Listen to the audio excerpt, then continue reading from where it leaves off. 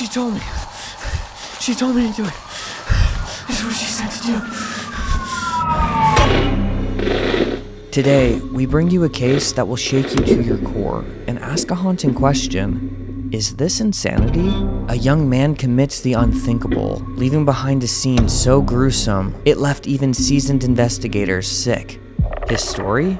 That a make-believe twin sister commanded him to kill, promising him a religious experience if he obeyed. Yet, despite the brutality of his actions, he leaves others in the house unharmed and runs from the scene. Was something or someone controlling his every move? Or is there something deeper at play? His conscience. Join us as we dive into the mystery, challenge what we think we know about sanity, and invite you to decide for yourself what happened that night. This is Tennessee Murder Trails. Retired TBI agents recounting their cases in an unprecedented look inside high-profile murders in Tennessee with Joe and Mike's 75 years of combined experience and Emmy-winning journalist Alex. Let's solve the murder of the grandmother next door.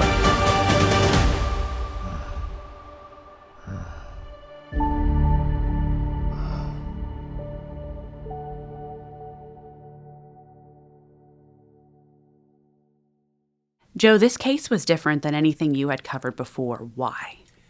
It was a case that immediately upon getting to the scene, I knew that it was going to be something that would stick in my memory for the rest of my career. And what I mean by that is just the violence and just what had happened in that house was something that you mentally prepare for, but until you actually see it, and you have to be in that house for a long period of time with that scene, it affects you. It absolutely does. And I went 25 years with the TBI and also as a police officer and a deputy sheriff, and I've never seen anything like it, and I hope that I never see anything like that again. It was the bloodiest scene you had ever entered. I know, Mike, that you said it gave you a visceral reaction. Yeah, I thought while Joe was saying that everyone wants to work a crime scene because of what they see on TV. I can promise you, anyone who had to go into that scene would never want to work another crime scene again. And we're trained to do this, but there are those scenes that are so difficult, you got to work your way through it. We worked our way through it, but it was tough. How did you get the call? It was like a majority of the calls that that I've dealt with. It's middle of the night, early morning hours. The phone rings, and you're basically given a 2-minute dissertation of events and you get an address about what occurred. I knew that it was going to be a bad homicide by just the conversation, even as short as it was, but I had no idea to what I was walking into. And what is normal for an investigator, and I know from my experience, is the drive. As a TBI agent, you cover large territories. So the drive to a scene could be anywhere from 20 minutes to 2 hours away. And what do you do during that drive? When you're out on the roads and there's no one around, it's 2, 3, 4 in the morning, you start painting a mental picture about what you're getting ready to go into. And you start figuring out, well, what do I need to do when I get there? So you want to prepare for what's going to happen to you for the next 8 to 10 hours, possibly longer. And it never fails. It is never, ever like what you prepared for. Set the scene. You pull up to a home? I did. It was, like I said, early morning hours, and the sheriff was there. It's rural county. And I meet the sheriff, get out of the car. He gives me an update or a briefing as to what had occurred and from what they had observed. They indicated they didn't touch anything. They didn't interview anybody. They secured it and waited for TBI to arrive. What did he tell you when you pulled up? What was the briefing? He told me that they did have somebody in custody that they feel is responsible for this, and it was going to be a family member, which again makes it even more difficult for the type of scene that it was. And he told me, he said, Joe, this is really, really bad. There's a lot of blood. There's a lot of stab wounds. It's the worst I've seen, is what he told me, which I'm sure that everybody that had a role in this case will say that. So I said, well, let's go in. And so we proceeded to walk in, and the one thing about working a homicide scene, a death scene, a lot of times you can begin that process and you can get an idea of what the environment is. And when I say environment, the smell. the smell is always something that will stay with you. And from the time I stepped into that living room and I crossed the threshold, and I could smell death. And you know that smell. It is a unique smell. And anyone that does this for a long period of time will tell you they know exactly what I'm talking about. So we walk in the living room, and he immediately says, let's get this over with. Well, when you first walked into the house, did you see blood? Were there any evidence of a disturbance? He pointed out some small drops of blood, indications of blood that had been in the living area. That was pointed out to me that they observed. But again, it was the best way to deal with this is go right to it. And whose home are you in? I'm in an elderly lady's home who at that time had her grandson living with her, and that was it. Her husband had passed away a couple years earlier. And but there was another party in the house. It was the grandson's mother, who they were estranged. In fact, she had been out of his life for a majority of his life. The grandparents had raised this individual since he was 11 years old. And so what I knew was there were 3 occupants in the house at the time of this murder. You know, when I think of my grandmother's home, I picture it. She's got the doilies and she has the picture frames of all the family members. Is that what it looked like? Absolutely, that's what it looked like. This was what you would expect to see when you went to your grandmother's house. You walked in and you mentioned doilies. Absolutely, I remember them. They were there. Everything had its place. Little knickknacks. The kitchen was immaculate, but it was the grandmother that you would expect when you went in that house. But sadly, it was something that happened in that home was probably one of the worst experiences that I, as a crime scene investigator and a death investigator, that I've ever had to deal with.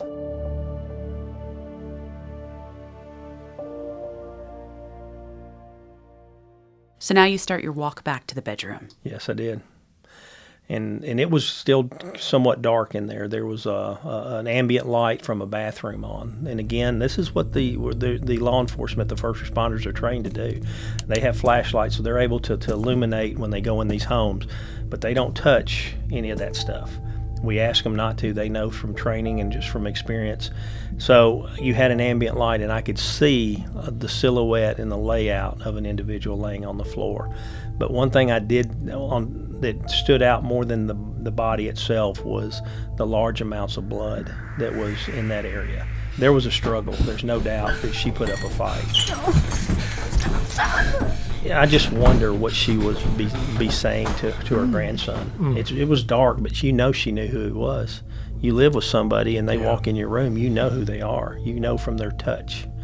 You know from their voice, their inflection, the shadows they cast. I think that she was communicating with him, and I'm sure she was asking why. Why are you doing this? The autopsy report, meeting with the medical examiner, he determined there was 33 stab wounds on this grandmother.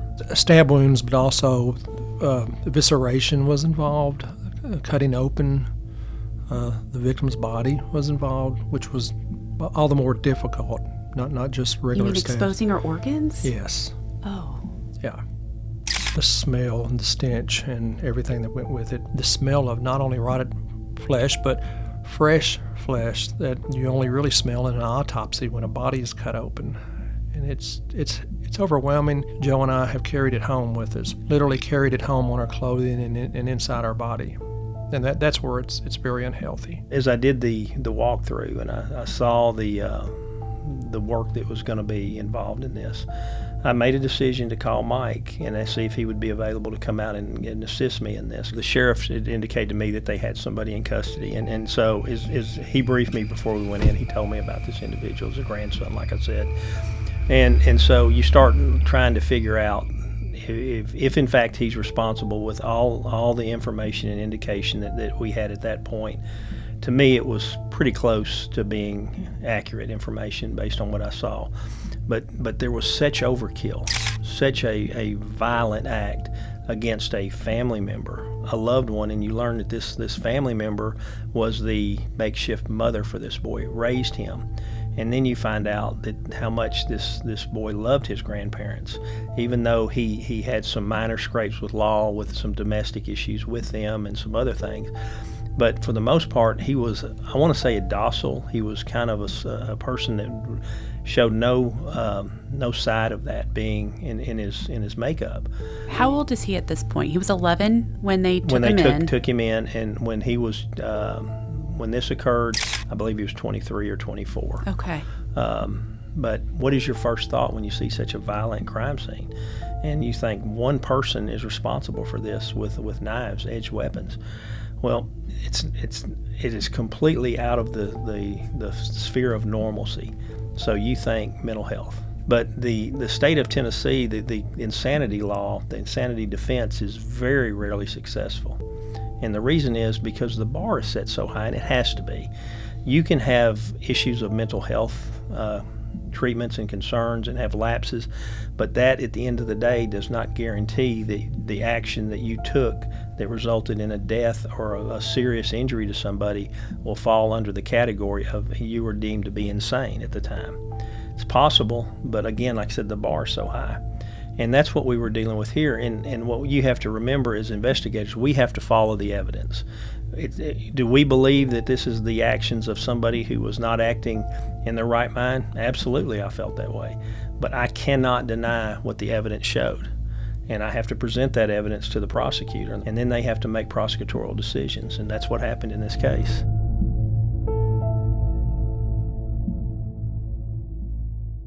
So now the two of you are together and you're starting to observe the crime scene. What is it telling you?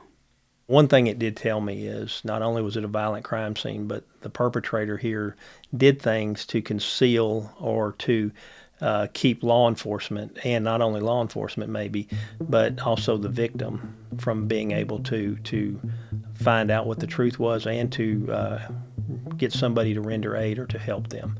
That's what it told me more than anything else, which changed, in my mind, kind of changed it. The evidence in there was not consistent in that he was insane.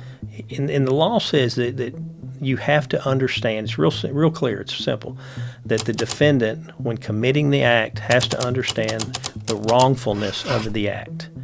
If they understand the wrongfulness of the act, then everything else is irrelevant, no matter what type of behavior it is. And that's a high bar. And that's why you really don't see a lot of people that are found not guilty by reason of insanity. Right. Because there's certain actions that occur in these type of cases that you'll find that they absolutely understood what they were doing was wrong. And this happened in this case too. What was it in this case that gave you that? I recognized it probably within the first 2 minutes of being in that house. But at some point, I don't know when it happened, but I feel it happened probably close to the beginning or just right after he begins to stab her. There's a phone next to the bed like we all had at this period. And, it was like a cell phone, but this was a hardline phone next to the bed, and the phone line was cut. And it wasn't pulled out from the struggle. It was cut surgically.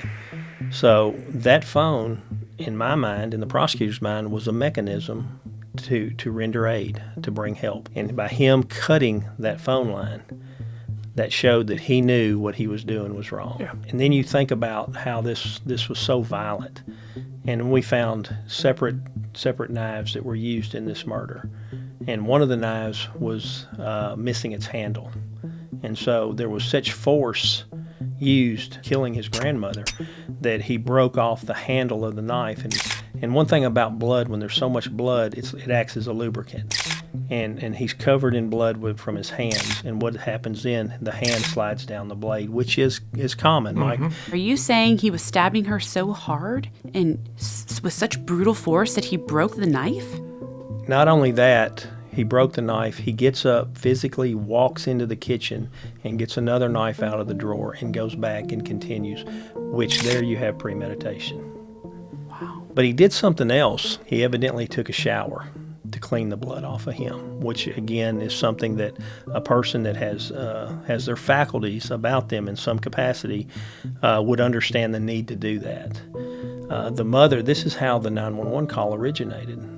His mother, who got up, and it was still dark in the house, so she makes her way to go to the bathroom. And she's in the bathroom, and she sees blood in the bathroom, and it's also diluted with water. And she looks into the shower, and it's wet. So she knew someone was just in there, and she knew it had to be her son. So she goes looking for her son after she leaves the bathroom, and at that point she starts seeing blood throughout the house. And she goes into his bedroom. He's not there. She sees blood in the bedroom in different locations. So then she's really getting concerned. So she works her way back to her mother's bedroom, and that's where she turns the light switch on and sees her mother. And it was so traumatizing to her, she turned the light off and ran out. And then she called 911. But then what does he do? He flees. He leaves. And he has a moment of thought where he's trying to separate himself from that scene. There's a lot of things that you have to look in its totality. When the 911 call came in from his mother, the deputies were dispatched, and they found him in the woods near the house. So they restrained and put him in the back of the car. So he has not been interviewed yet or questioned. At that point, we want to really take our time with him to find out, well, basically what happened, see if he's willing to talk to us.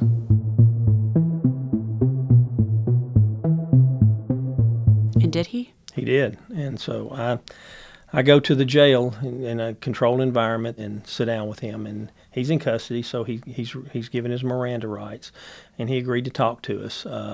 He did require medical treatment. They had to take him to the hospital. And why did he require medical treatment? We found his hand had a large gash in his hand. So to me, it was totally crystal clear that I was sitting with, and I was with the person responsible for the murder of this lady. What is your first step when you approach interviewing someone that has done something like this? What's your first question to them? If he's willing to talk, or anybody's willing to talk to you, the worst thing you can do is try to establish some kind of aggressive manner where that you lose that. Your job is to get information and get the truth and see if his statement matches up with the crime scene and the facts you already know. And you just want to know, hey, can you tell me what happened in here tonight? Why did this happen? And what was going through your mind? It's those things you just want to cover. And he said that he had been wrestling with this situation where he was told he had a twin sister, and this twin sister was somebody that he had been communicating with. And he felt like that he needed to act on this in a violent way toward his grandmother to achieve what he deemed as for religious purposes, and that his twin sister was giving him the guidance and the direction to do something like this to his grandmother. Does he have a twin sister? No, he does not. So potentially he could either just be making up the story, or it's a figment of his imagination, or he truly believes that because there's a mental health issue. I think it's a combination of all that. I think that he somewhat believed it. I think that he absolutely made it up. But I think the more he thought about it, the more it became real to him. And so he tells us that that's what he did it for.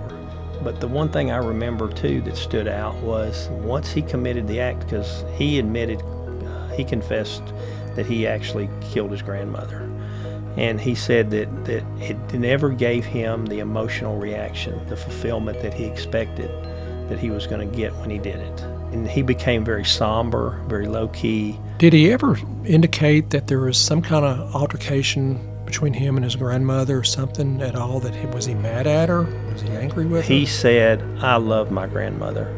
There was no evidence at all that they had any issues leading up to that event at all. In fact, again, like I said, she took care of him. She gave him a home. She gave him clothes. She gave him food. I found out the day before she was in Nashville, and she stopped and got him crystal and brought out to him. I mean, so the thought that there was some kind of triggering component to this that caused this from the grandmother didn't exist. She was up with her daughter. He was in his bedroom. They were putting a puzzle together, and they got tired, and it was like 10:30, and they decided to go to bed, turned all the lights off, and went to bed. We feel this happened around 11 or 11:30. We were building a case for first-degree murder like we do all cases. And again, you look at this scene and you realize, look, this is not the act of a rational thinking normal person. But we have a responsibility to let the evidence dictate the facts. before the trial, the defense, which you expect them to do, and that they did absolutely everything they were supposed to do, filed a motion for a competency hearing. And the judge ruled that he was not competent to stand trial and remanded him to the custody of the mental health facility in the state of Tennessee. Now, what does that mean? Does that mean that he's insane? No, it does not. There's a process there where they go to this facility, and they may be there for weeks, they may be there for years, but they're held there until the court, the doctors at the facility and the court feels that they are ready to stand trial. Because there's if that time ever comes. For some, it may not ever come. Sometimes they stay for, decades. And so the whole concept of that is they have to be able to assist their defense attorney in putting up a defense. They have to communicate with their lawyer. So he went to the mental health facility, and it was about 6 months. We got a call from the facility and said that we feel that he is now in a position where he can go to trial. So he's brought back, and the trial's held. And what did the jury believe? So let's get into a little quick snippet about the trial. He took the stand, which was rare. Very rare. Yeah, and everyone's wanting to know, what's he going to say? I'm watching because I want to know what he's going to say, because I know what he said to me. And he said exactly on the stand what he said to me. He didn't deviate from it, if at all, very little. Mm-hmm. So I think he knew what he did. He knew why he did it. But again, we have to go with what the law says in the state of Tennessee, and we also have to go with what the evidence shows. And so the jury went out, and they were out for probably less than 4 or 5 hours, and they came back with a guilty verdict of first-degree murder, and he's spending life in prison.